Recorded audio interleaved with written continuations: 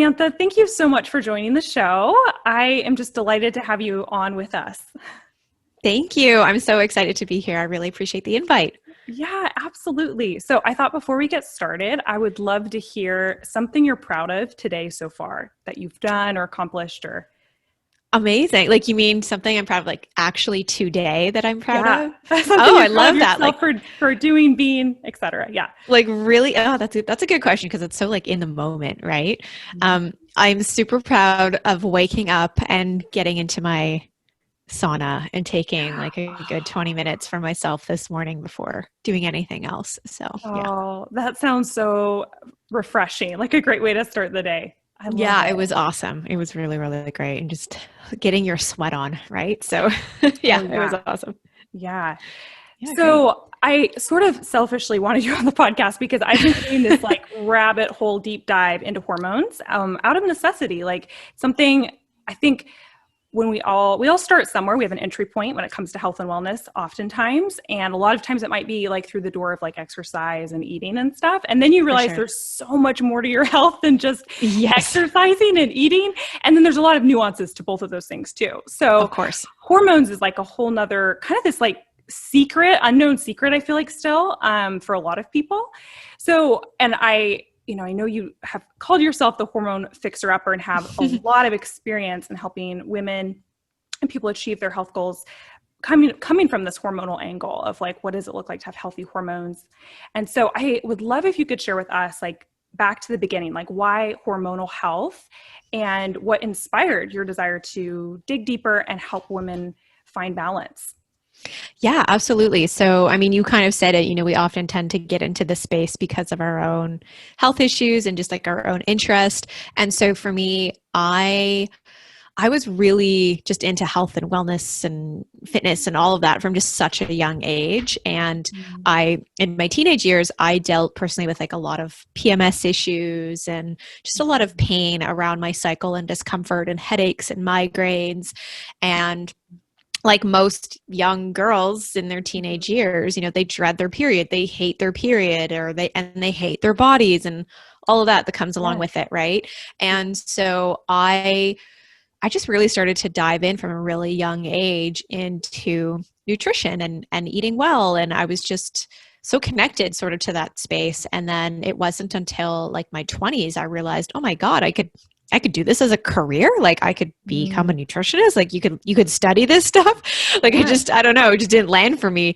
And then finally I went to school to study to become a nutritionist. And I worked on, I went on the birth control pill when I was 17 and I came off of the pill about 7 years later, give or take 7 or 8 years. And I had been on the pill and, started to learn so much about the birth control pill and what it was doing to my hormones. And I just started to connect with my body on such a deeper level. And after graduating from nutrition school and having worked through healing my hormonal imbalances and healing my sort of PMS symptoms and understanding more about the birth control pill and what it was doing to me and just like getting this knowledge and this education and just using those protocols on myself and seeing how I felt, I was just so inspired to really take all of that information and go and support other women in doing the same thing. And so obviously now where my practice is, we work with so many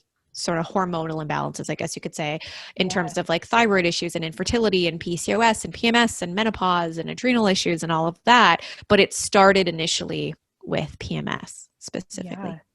And what sort of resources for you growing up were there for girls dealing with PMS issues and that kind of stuff? Like what was your support? Was there any or what Oh my did that look God. like?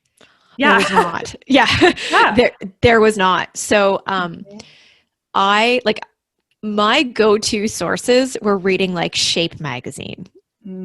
Really, like those were my go-to sources, I would be reading these magazines and love the recipes that were in there and the workouts. And then like every other page is a freaking ad for some pharmaceutical and like birth control is just plastered throughout all of these magazines, all of these health and wellness magazines.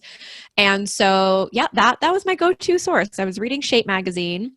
None of my girlfriends at the time knew anything about their hormones or their body or any of that. In fact, most of my friends at that age were on the birth control pill, which was one of the reasons why I wanted to go on the pill. I was like, well, everyone else is on the pill and everyone else seems to have these easy breezy cycles, so I'm going to do the same thing. And I just remember literally walking into my doctor's office and saying, here are all the symptoms. I want to go on the pill. And he just handed me a pack and I walked out that day. Like, it was no questions asked. There was no education around it. My parents, obviously, like, this was not an area of their expertise either.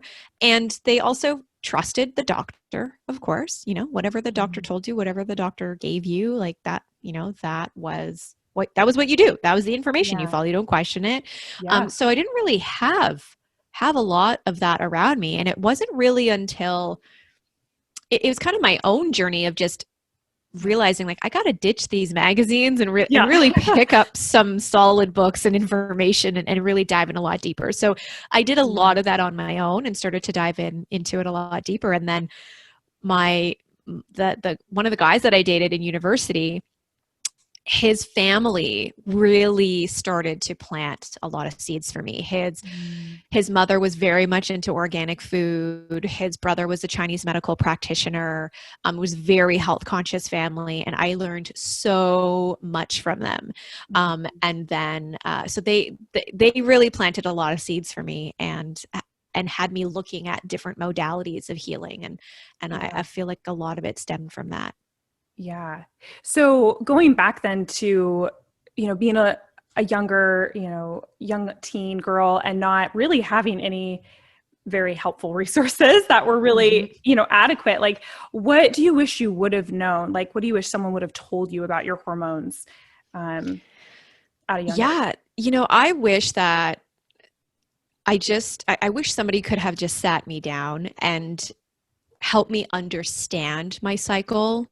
And the different phases of my cycle and what to expect and some of the discomfort that will come with this and how your sleep and your stress and your food and how all of this is interconnected and it all plays a role with your hormones.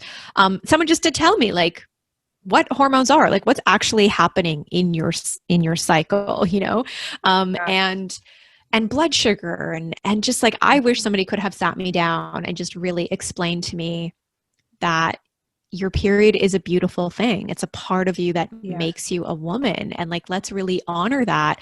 And there are some great holistic and natural approaches that we can include to really help you feel your best and optimize your cycle. Like, let's get in tune with your cycle. Let's connect with your cycle. It's a powerful resource for our body. It's a powerful tool. So let's learn to use that power as a woman. And then I really wish somebody would have taught me about the birth control pill and, why that isn't the best option to move forward with. And it's not to say that that's for everybody. But in terms of, my period sucks and I hate my period and I have all these symptoms, I'm just going to go on the pill. That's not the best, our number one, that shouldn't be our number one tool.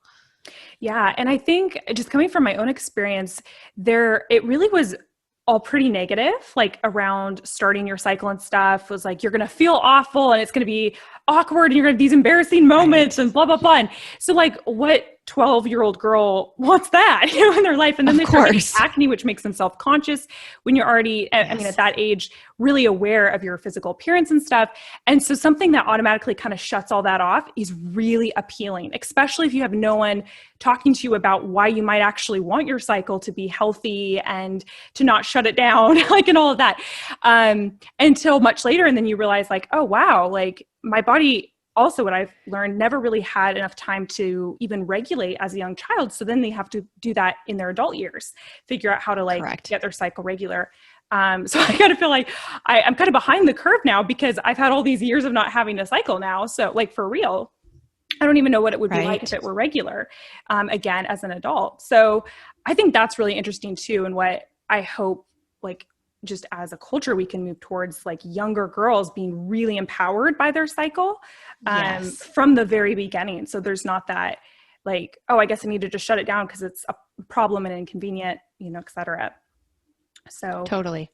So I'm curious, in your practice, what are some of the most common hormonal imbalances that you see, and how does someone identify if they have hormonal imbalance? Like, what should they look out for? Yeah, so our symptoms, I always look symptomatically. Our symptoms are really going to tell us a lot.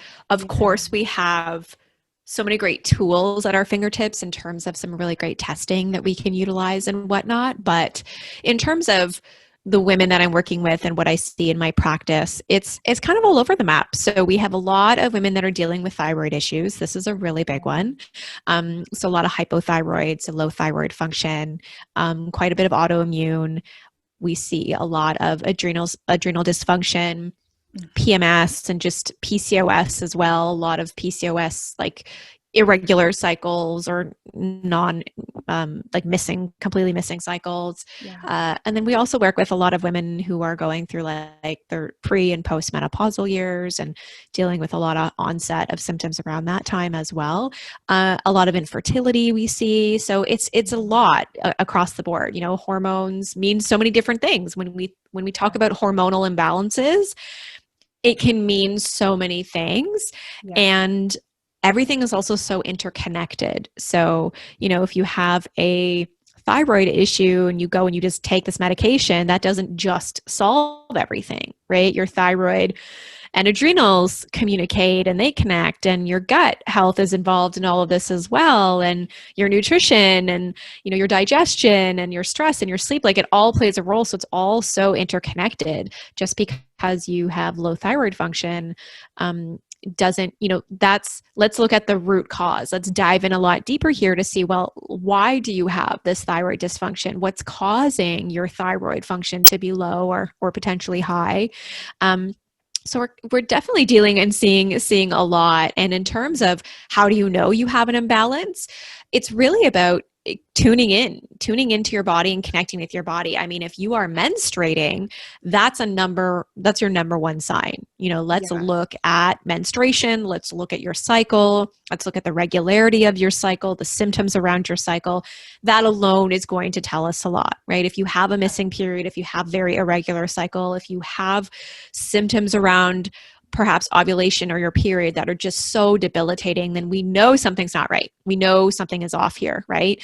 If you are a woman that is in your, mid to late 40s and now you're starting to experience, of course, as you start to head into menopause and your cycle is going to start to be a little bit irregular, you're heading into those years where at some point your menstruation is going to stop completely. So we're going to have a lot of estrogen decline at that time.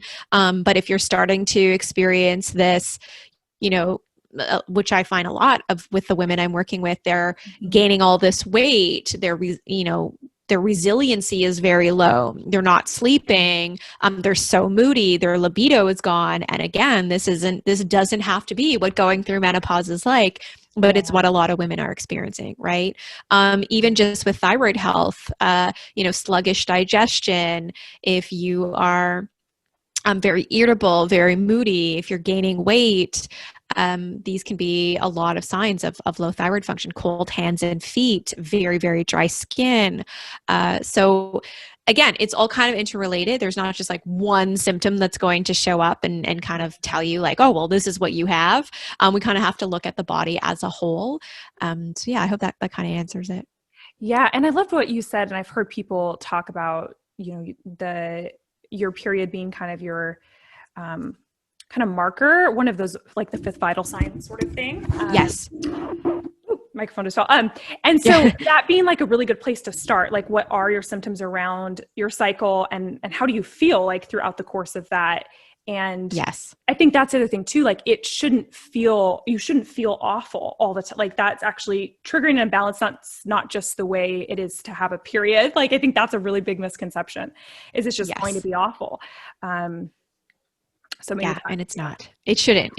You'll have some discomfort, of course. Like you are bleeding, let's face it. So yeah, you're going to have some discomfort, right? You might feel a little bit tired. You might have some cramps and that contraction that's happening in the uterus. And And that's normal.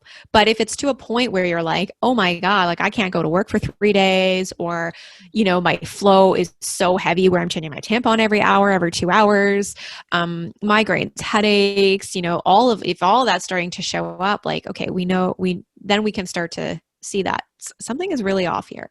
Yeah. So going into the birth control pill, as often that's a solution that's given, now to pretty young girls. And for me, I started on it because I had really bad acne. What do we need to know about this? Like birth control pill, what is it doing to our hormones? Like what's the impact? What should we be aware of that we're not really told at that first appointment usually when we go on it? Yeah, absolutely. So the birth control pill, basically you are imposing synthetic hormones on your cycle and into your body. And so your ovaries produce your estrogen and your progesterone. And so once you start to take synthetic hormones in the form of the birth control pill, or even going on, for example, the Mirena IUD, which is also a hormonal birth control, what happens is you are essentially telling your ovaries, hey, I've got these synthetic hormones, so I don't really need you. So your ovaries shut down and you stop producing this estrogen, progesterone. Like you stop really producing your own hormones because you have synthetic hormones that are already coming in. So those start to take over. Those run the show. Yeah. And so right there, once you start to shut down your ovaries like that's already going to have this big cascade effect. So then that starts to shut down ovulation. I mean, that's obviously the purpose of the birth control pill. It stops you from ovulating so that you don't have to get pregnant. And ovulation is really like, it is the most important part of your cycle, right? So whether you want to have children or not, it doesn't matter. Ovulation is so important. Being fertile is so important. Like let's ovulate for as long as we possibly can and be fertile for as long as we can, even if you don't have the intention of having children. So ovulation is so key. It really is your cycle, your menstruation in general, it really revolves around ovulation as a whole.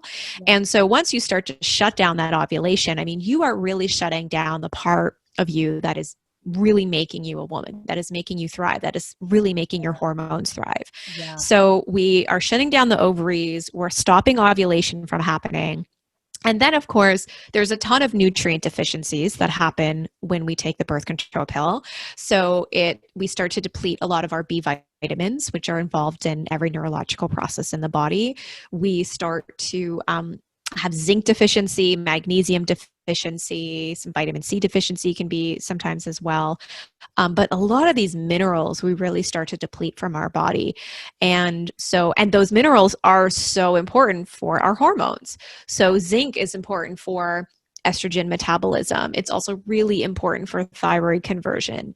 Magnesium is so key for everything. It is involved in over 500 detoxification processes in the body.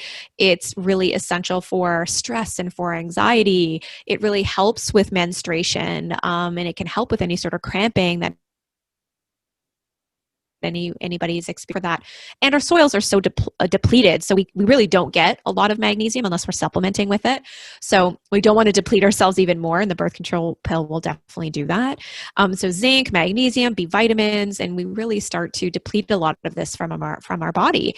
And then on top of that, any sort of pharmaceutical is going to wreak havoc on your gut and those good probiotics and the good bacteria in your gut. So you start to really displace a lot of this bacteria and you get this overgrowth of bad bacteria. And it's so interesting. We want to go on the birth control pill because we want to feel like sexually liberated and energized and have this like freedom over our sex life. But then most women end up going on the pill and they have no energy, no drive. They're losing their hair is thinning. They're nutrient deprived. They're lacking their libido. And, it does the complete opposite of really what we were hoping for. Right? Outside of the fact that sure, maybe it will quote unquote regulate your cycle, but what you are actually getting, that period that you're getting while you're on the pill, is actually a pill bleed. It's not a real cycle. It's not true menstruation. So between gut health, nutrient deficiencies, shutting down ovulation and the ovaries, as well. It's going to have a big impact on liver detoxification, everything that comes into our body, especially pharmaceuticals. Our liver needs to detox that and break that down and process that, right? So we're really going to start to impair that detox process, and your liver metabolizes and detoxes your hormones. So if we're starting to impair the liver, it's going to be sluggish. Between just drinking a glass of alcohol might impact you a lot more than how it used to, right? Because your liver is really sluggish at now breaking these things down. It's overloaded and it's really overwhelmed. Yeah. So that's what happens, and It's nobody has taught this. Just a few things, and there's, there's so many, but those are some of the big ones. And it also starts to impact thyroid, and it starts to bind up different thyroid hormones. So what ends up happening is women come off of the pill and they are like, oh my God, I don't have a cycle. I'm gaining weight.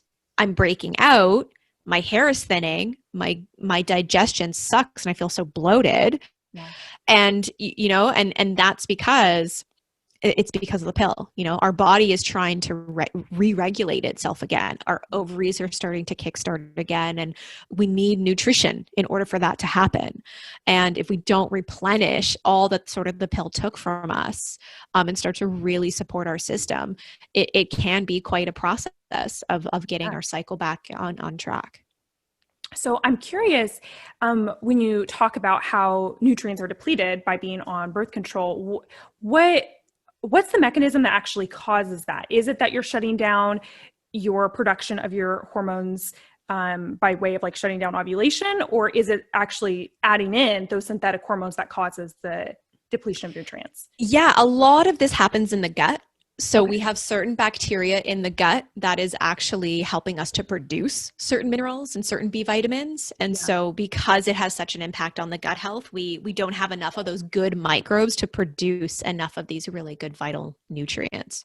Gotcha. And so that's kind of the nutrient deficiency piece, how that kind of breaks down. Yeah, absolutely. Yeah. So if someone comes to you and they're finally, I feel like a lot of times people finally come off the birth control pill because they're ready to have a family, but then they realize here's their body now is a total mess. And they're like, oh, I wasn't expecting this. Now what do I do? Like, what are some of the first things you recommend or give to your patients to start to support them? Yeah, this is such a great question. And of course, it's going to be very bio-individual for everybody. It can depend on how early you actually went on the birth control pill. So for example, I went on the pill at 17. And I had already had a regular cycle for probably, I guess, maybe a good 2 years, give or take 2 or 3 years. Like I had already been menstruating for a couple of years.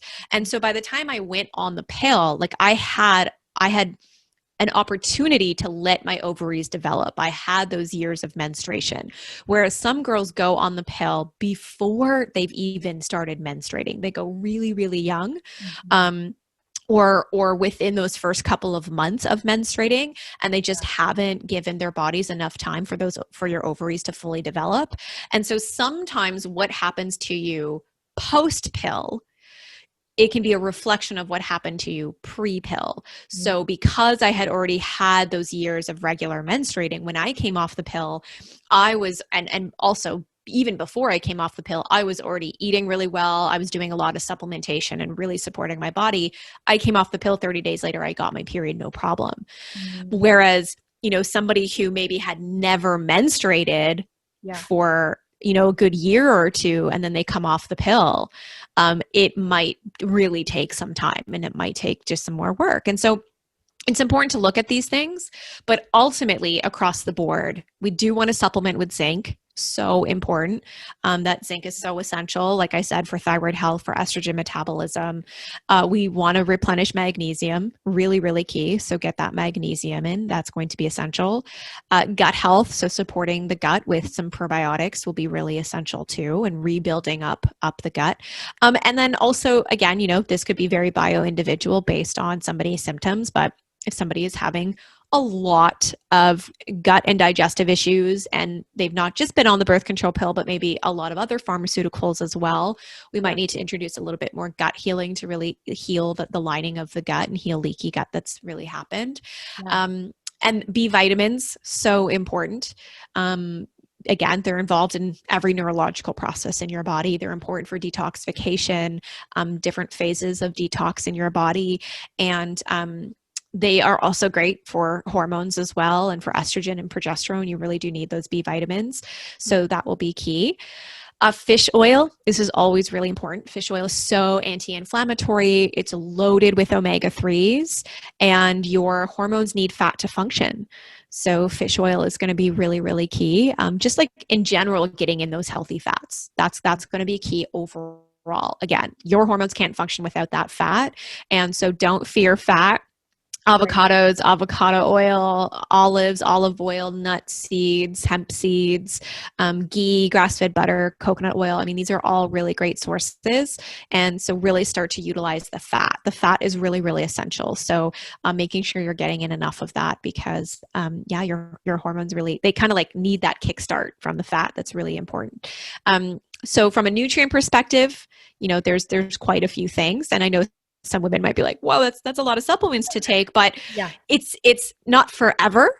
It's really temporary while we're really trying to work on healing your body and bringing your cycle back and bringing some regularity back.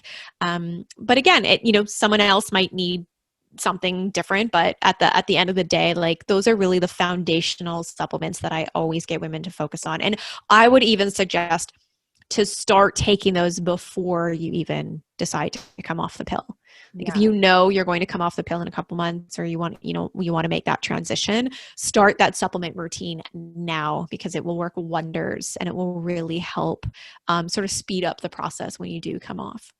And that's what I was going to ask, just what you've seen in your practice, those who do start really ramping up all those nutrients prior to coming off, do they see the recovery of their cycle faster? Would you say that there's a correlation? Often, but again, it can differ for so many women based on like their history with the pill and what age they started on the pill. But yes, that transition will help like significantly because it will minimize a lot of symptoms and just like a lot of those post-pill symptoms that can often come up, like acne and just like the overall general like fatigue and the irritability. Some women get a lot of headaches and migraines as well from that transition. So that can play a really big role too. But yeah, it can all help. And especially acne, like I know I went through that myself personally. When I came off of the pill, I broke out. And so estrogen makes our skin really clear. It gives us like really beautiful, bright, clear skin. And so oftentimes that's what happens is we come off of the pill and we're no longer getting this huge dose of estrogen. And so our skin is like, our hormones are essentially going haywire and we don't have that estrogen coming anymore. So we break out. So that's definitely a symptom that I noticed post-pill.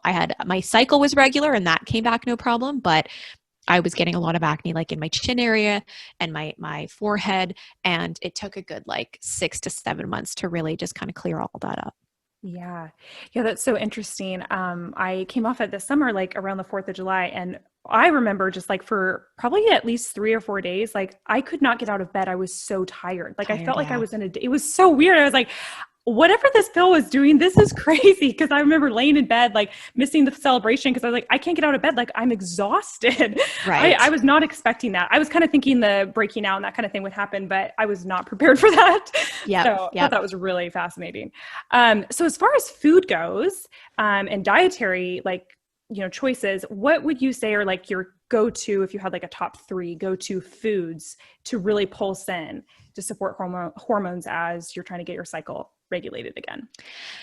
Yeah, that is so hard to narrow them down to 3. I'm like, oh my God, what could I pick? I would probably look more so at like macronutrients. So like the fats for sure are really, really key. So like I mentioned earlier with like your avocados and olives and olive oil and all that kind of good stuff, like get those fats in. Those are really essential. So don't fear fat and really load up on those.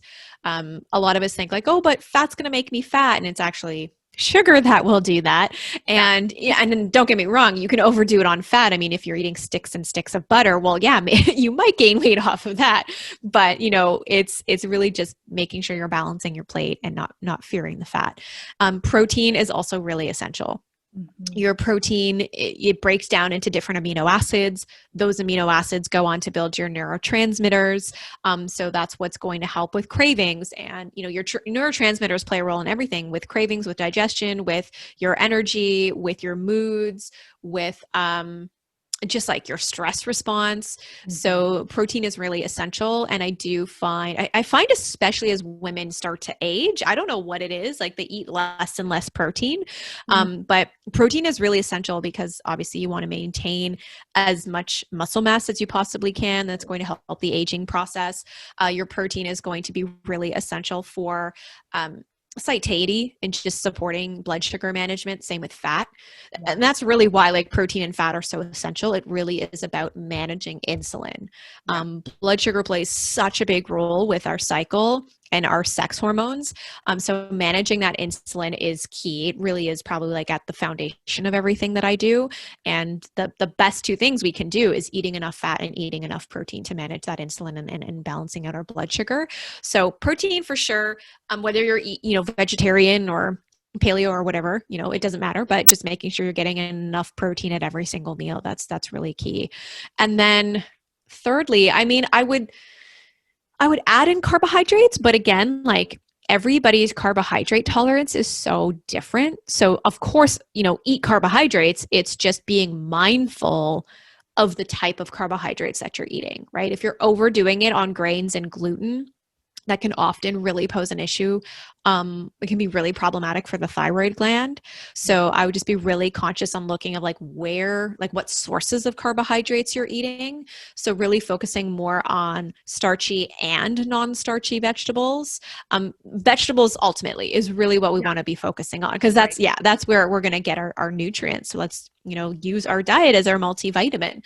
So whether you're eating sweet potato or plantain or just different sources of squashes. And then of course, all of your leafy green veggies, your brassica vegetables. So your broccoli, your cauliflower, your Brussels sprouts and your kale and your cabbage, like that is loaded with so much nutrition. It's loaded with iron. It's loaded with calcium. It's loaded with magnesium, which is that essential mineral that we really need.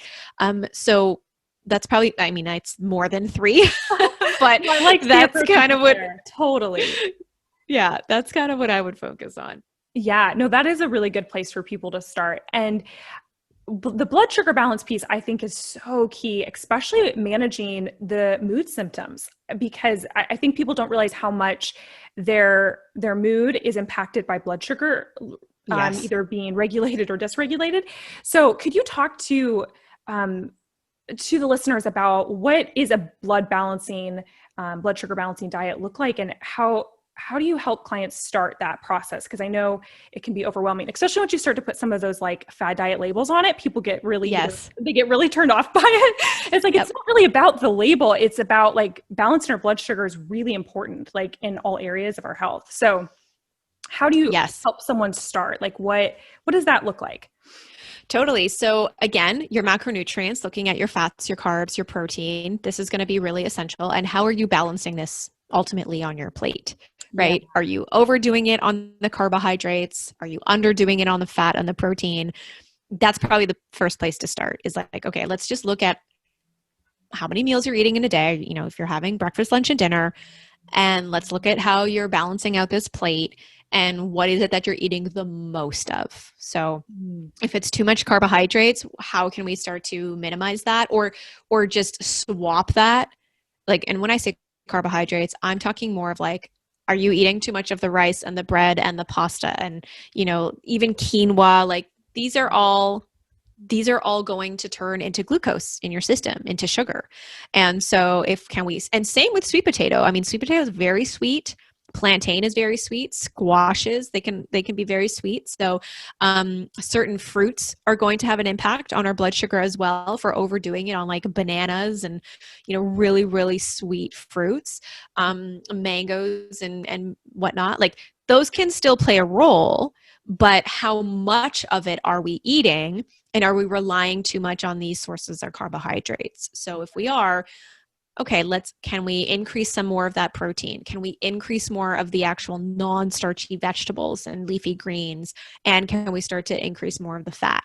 Right. So I know some women will kind of be like, oh my God, but I can't have my bread, or oh my God, I need to have rice in my life. Like we get so caught up in like these things that perhaps we need to take out of our diet.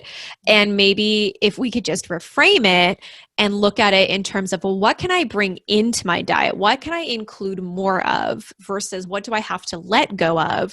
And if we can start to bring in more of the protein and the veggies and the fat, you will naturally not crave having the starch and the bread and the rice and the things like that. So focus there for sure. That's a really good place to start. And then another tip that I always recommend is to stop snacking. Yes, I was so hoping you'd talk about this. Okay. I want you to talk about both intermittent fasting and like why snacking isn't always a good idea. Like what's the deal with that? Yeah, absolutely. Okay. So with snacking, so essentially with our blood sugar, the more frequently we eat throughout the day, the more we're going to raise our insulin levels. Every time you eat a meal, your insulin is going to go up, especially if you're eating a high carbohydrate meal. So every time you eat, that insulin is going to spike. And so to balance that, the less frequently you eat, well, the less your insulin will spike. Yeah. So versus having, breakfast, snack, lunch, snack, dinner, snack. Right. That's what 6 times a day where you're eating and you're causing that insulin to spike. Let's cut that in half and just focus on 3 meals a day. And if you're getting in enough macronutrients, especially the right macronutrients, you're not going to crave. You're not going to want to reach for the food and the sugar and all of that. So focusing on breakfast, lunch, and dinner, really balance out those macronutrients, and no grazing, no snacking. And this even means like don't have a coffee in between your meals. If you're going to have coffee with your meal, because it can raise, it spikes basically adrenaline, which is, an adrenal hormone. And so adrenals also communicate with your insulin and your blood sugar. So if you've got a lot of stress going on and you're banking on like sugar and caffeine to get you going, well, that's going to not just impact insulin, but it's also going to impact cortisol as well. And insulin and cortisol are both fat storing hormones. So we want to be really, really mindful of those. So 3 meals a day, focus on your macronutrients, cut out the snacking and the grazing. We really want to eat less. We don't want to be eating more because, again, we're going to be spiking that insulin the more frequently we eat. And I should mention too that, if you're like an elite athlete, that's very different than the average person who, maybe goes to the gym a couple times a week. And maybe like for myself, I go to the gym. We have a gym in our basement. I train like 4 to 5 days a week. I'm very active. I weight lift. But I'm also sitting at my desk a lot. And I do have a stand-up desk. So I go back and forth between sitting and standing. Right. But, on average, like I'm sedentary and I'm conscious still of my movement, but I don't need to be snacking all day long. Yeah. Like I'm not an elite athlete where when you're training at that sort of level and your energy output is so high, your cells can better handle that insulin. So of course you're going to need to fuel your body and eat more food, right? And now I've worked with so many athletes where they might not need to eat 6 meals a day or 6 times a day, but maybe they need 4. Right. And even if we can space it out and balance it enough effectively, maybe getting in 4 can still be really helpful. So you have to be conscious too. I'm like, your level of energy and output and exercise. So that will obviously play a role. But for the most part, we really just want to minimize that snacking. And another thing that plays a role there too is hydration.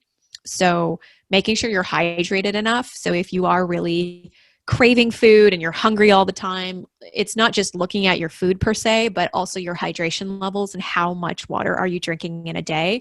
Right. So I always recommend at least a good 3 to 4 liters a day, and really hyperhydrating is so key. We really underutilize the power of hydration and water and how it fuels our cells and how it detoxes our bodies. So that's really, really key. So if you find like you're okay, you're going to cut out the snacking and you're going to focus on 3 meals a day, that's a great opportunity for you to increase your water intake. And then your other question was about intermittent fasting. Yeah, please talk to us about that. Because I mean, there's a lot of talk right now all over like with it. And I do think should be approached a little differently for women, obviously. But what I know for myself, like I was someone who, read those magazines as a teenager, and a lot of the health information was eat 6 times a day, all these little small meals, all of that. Totally. And so going from that to like an intermittent fasting sort of lifestyle was so daunting. Like I didn't know how do you not eat for 16 hours? Like what is that? Totally. And then, like the amount of food or just adjusting the macronutrients to where you were so much more like satiated, it was so weird to like actually not need a snack. Like you didn't even think about it because you were so full, and that was really weird. So I think it also kind of like uncovers what is maybe eating actually even hiding about like, I don't know, just that being used, like snacking or eating being used as like a self-regulating mechanism instead of something else, and not realizing that that's like what it often is. It's not totally really for food. Such a good point. Point. Because I mean, when you think about it, like how many times you sit down at night and you put on Netflix and you eat. It's like you're not even hungry. Right. It's just this habit. It's just this thing that you do. Like you feel like I got to watch a movie with food. Right. And it doesn't have to be that thing. That's just more of a mental process, and we can break that. And it's not to say like never snack again, but for the most part, especially when you're dealing with like a lot of hormonal symptoms, weight issues, like cutting out the snacking is really going to be essential. And then also as we age, how our cells handle insulin is very different. Like how you eat when you're in your 40s and 50s, like you can't eat the way you did when you were in your teens and your 20s, right? Our carbohydrate load like depletes as we age, and so we can't take on that much sugar and that much snacking. Even more reason to be conscious of, obviously your insulin and your blood sugar. So intermittent fasting, it's an amazing tool, and it's an amazing detox tool. It's an amazing hormone tool. It's actually really wonderful for insulin and blood sugar support. However, if you are dealing with a ton of adrenal issues or just have a very high stressful lifestyle, even if you have a lot of thyroid issues as well, something just to be conscious of, just to be really mindful of. Don't do it because it's like the next fad and the thing to do. Do it from like you really utilizing it as a healing tool. And so a typical intermittent fast would look something like fasting for 16 hours and then eating within an 8-hour window. And so, I mean, the good thing is if you obviously you're fasting overnight when you sleep, right? So that's the majority of your fasting window, you're sleeping. And then you would wake up and you would just kind of wait to hit that 16-hour point of fast. And then after that, you can go and you can have your meal. And so again, just be conscious of like adrenal output, stress, and all of that. Sometimes we see, somebody else doing these things and like, oh, well, it worked for them, so I'm going to do it. But let's really look at your lifestyle. Let's look at your sleep habits. Are you even sleeping? Because if you're not sleeping well, if you're not sleeping, you're not healing. And then if you're not sleeping and you're waking up and then now you're adding more stress by not eating, that could just be a really bad scenario. So we want to avoid that. Yeah. Totally. And not to mention, I mean, not sleeping means we're going to drive up our cortisol. We're going to drive up our insulin. We're going to crave more food. So you're more likely to be starving than anything if you're not sleeping well, and like you're probably craving a lot, and your food and your eating is probably more erratic than anything. So making sure we're sleeping well, managing our stress well, then we can implement a tool like intermittent fasting. So during the fast, obviously lots of water is going to be really key. Coffee can really be a great tool because it does take away like hunger. If you're going to have coffee, I would suggest having like a fatty coffee. So you put in a little bit of grass-fed butter or ghee or coconut butter or something like that. That's typically what I would do. And for me, I don't do it every day. I think it's so important that we listen and honor our bodies. So if I wake up one day and I'm really hungry, I'm going to eat. And other days, it's just all about tuning in. Other days I wake up and I'm not as hungry. So, and I also do like to fast before my workouts. And it's mainly just because I don't want to feel heavy during my exercise, right? If it's a day where I'm lifting heavier and I'm training and might need more fuel. So I make sure to take like some amino acids. I might have like a decaf coffee with a little bit of coconut butter. Like I'll fuel my body in some sort of way, but I don't eat a meal before my workout. And again, it's just because that's personally how I feel, and I feel good doing it that way. Yeah. So yeah, I kind of hope that answers the question. If there's anything you want me to expand on there, let me know. Yeah. Well, the only thing I really noticed, because I actually had a parasite and had a ton of gut dysfunction a year ago. And so I started because I was reading a little bit on it could be helpful for digestion to stop For the sure. eating every 2-hour thing. Yes. And I actually did notice a huge difference because I also had hypothyroid. So I had just this super slow digestion that was miserable. And so I thought that was really interesting too, of like, is there science behind that you've, like are aware of as well, as like why that might be the case for people even with digestive issues? Yeah, I mean, I don't know too much about it. It's not my area of expertise per se, but just minimizing the eating window and allowing your body to rest and digest is one of the best things we can do for digestion. Like we get so caught up in this idea that like we have to eat all the time, and if I have hunger pains and I'm hungry, like I better go eat something. And it's like, right. We are so used to this feeling of full, we don't know what it really means to feel empty. Nothing bad is going to happen to you. You're going to be okay. A lot of it is just your mind playing tricks on you, and like how you're reacting to the situation.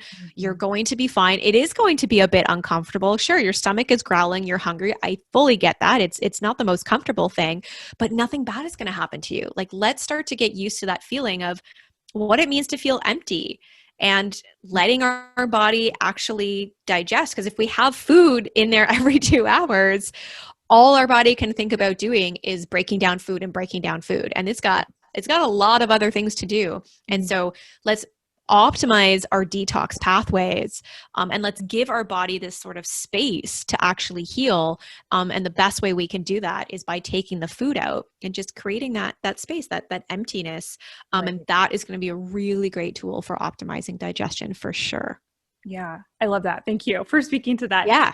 So to go a little bit beyond the food sort of things, what other lifestyle habits are impacting our hormones, and what do we need to be aware of, like outside of just what we're putting on our plate? For sure. So sleep is so essential. I mentioned that one earlier. I think a lot of us neglect this, and it's free. I feel like a lot of these free tools that are at our fingertips, like movement and sleep, we just undermine them. But like I said earlier, if you're not sleeping, you're not healing. And so sleep is so essential for detoxification, and it's how your hormones start to regulate themselves, especially your stress hormones. This is where we produce a lot of human growth hormone, which is so anti-aging. So it's really important to have healthy boundaries around sleep, and staying up late, watching Netflix, having a glass of wine is just not what your hormones need. So it's really, really important to create those healthy boundaries. Going to bed before 11 o'clock at the very latest. Our optimal melatonin production is going to be produced between 11 and 2 a.m. So if you can get to bed even closer to 10, that's going to be ideal, because you have to also think about, well, what time are you going to bed is different than what time you're falling asleep, right? So that's something to keep in mind. So really focusing on sleeping.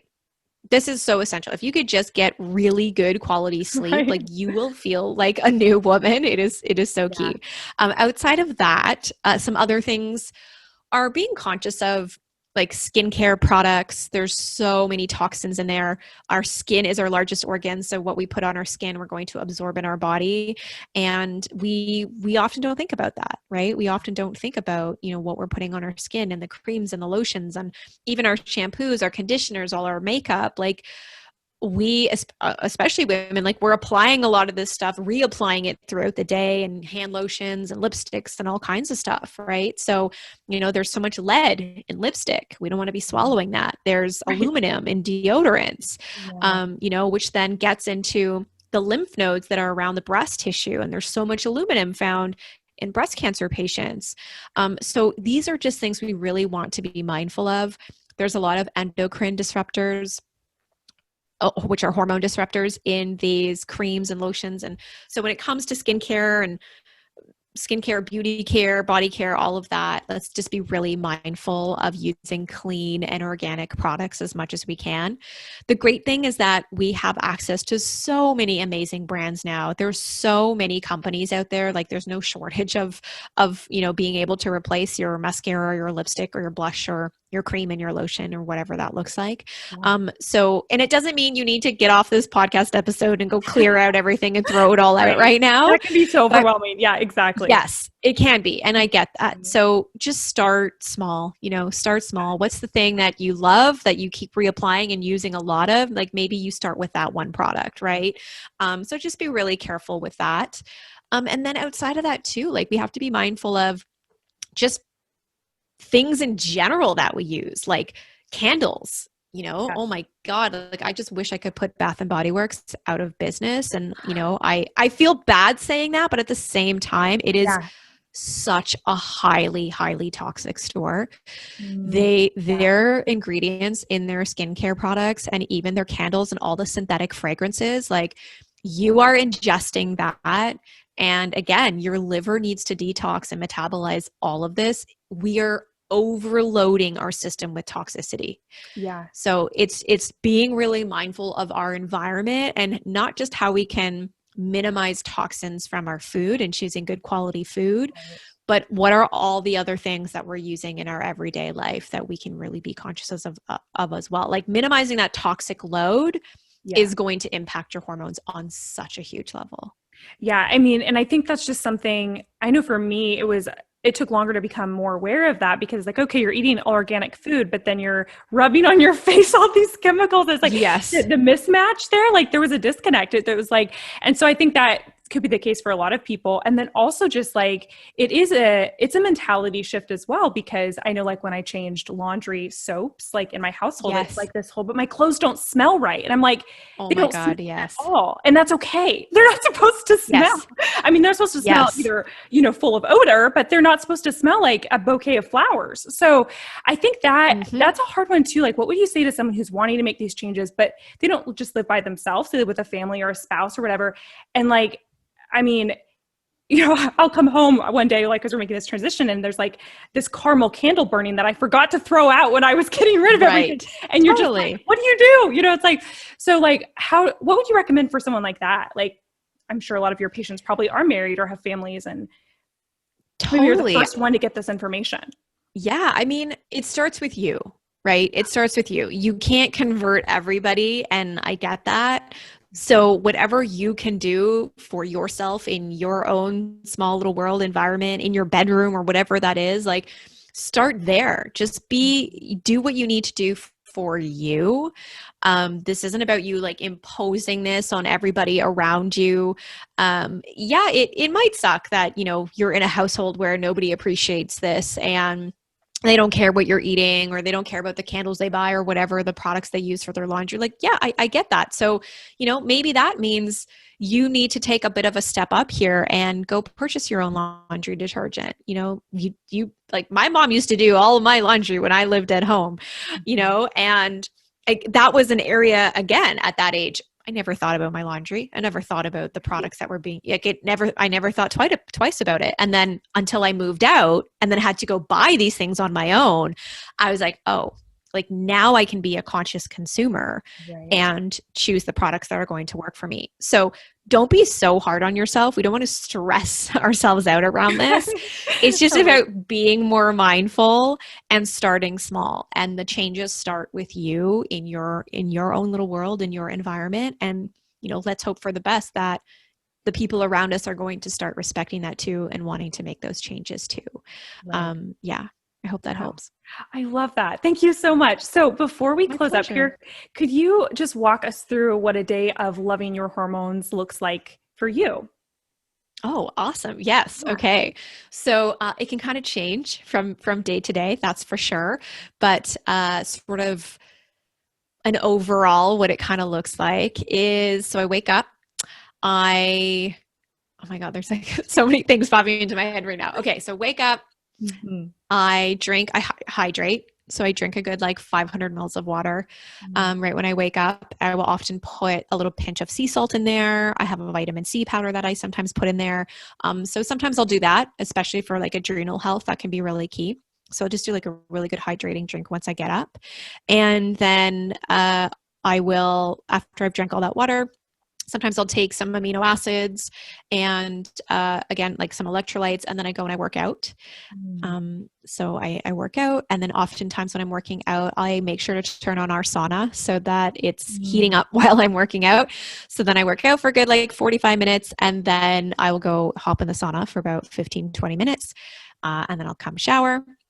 And then after that, I will have breakfast. So by that time, I have probably fasted for, it's probably anywhere from around 14 to 16 hours, give or take.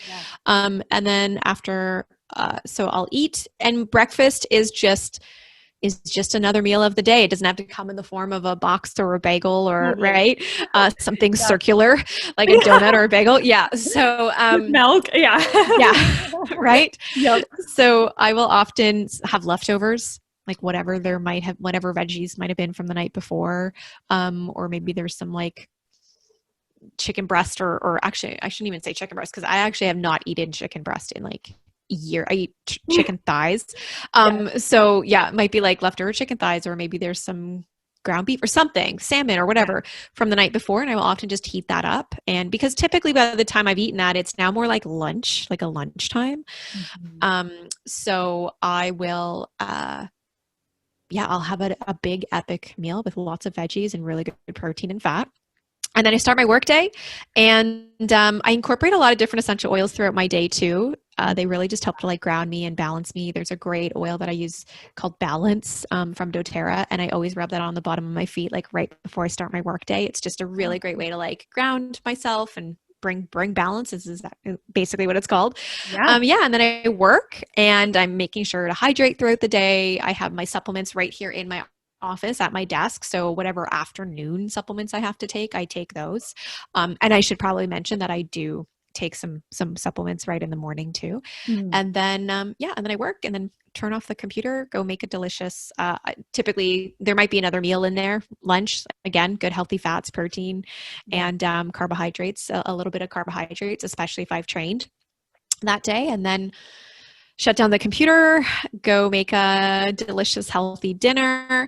And again, my meals aren't that exciting. I love cooking. So we rotate our proteins. Sometimes it's plant-based and lots of veggies.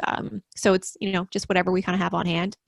And then just kind of relax for the night. So the evening might be, I'm just normally with my partner, with my fiance. So maybe we'll watch a movie, or we might do some journaling, or we might play a card game or something. We'll have music on, or sometimes we're reading. So it just kind of varies. We take the dog out for an evening walk. I call it like our family walk. That's so cute. Our family walk. So we all go together. I mean, she gets multiple walks with either him or I throughout the day, but we always go on the evening walk together. Family walk. So, although I should probably say with the winter, I'm such a baby. I'm like, you can take the dog. And so there's always like a family walk that we go on, and just kind of chilling out, and tea, might have some tea at night, or make like a really good elixir, like an adrenal elixir or something like that in the evening, and then to bed. So we're in bed sometime between like 10:30 and 11. And I might read a little bit, helps me kind of unwind, and then lights out. Yeah. And I sleep, like, I am not an early morning riser. That is not my thing. So I'm typically up around like 8, maybe even 8:30 on some days. Like sleep is my thing. And I've made it a huge priority to even just schedule my life in a way that I can sleep in because I'm not an early riser. And so, yeah, I get a lot of good sleep. That's important. So yeah, I mean, that's kind of I what it love looks that. like, is Mm. focusing on my sleep, eating really good food, making sure I'm taking my supplements, and movement, and getting outside every day. Like that's what it kind of looks like to support your hormones. You don't need to have a sauna to to balance your horny of that, Yeah. right? You don't need to have all of these fancy things. And if you have them, great. But yeah, it can be really simple. Yeah. Well, thank you so much. That sounds beautiful. And I think you've given us all just some really practical advice and broken it down so as not to be too overwhelmed, and we can start small. And I just am really grateful to have you on here. Thank you so much. Oh, thank you. I really appreciate it. It was a great conversation.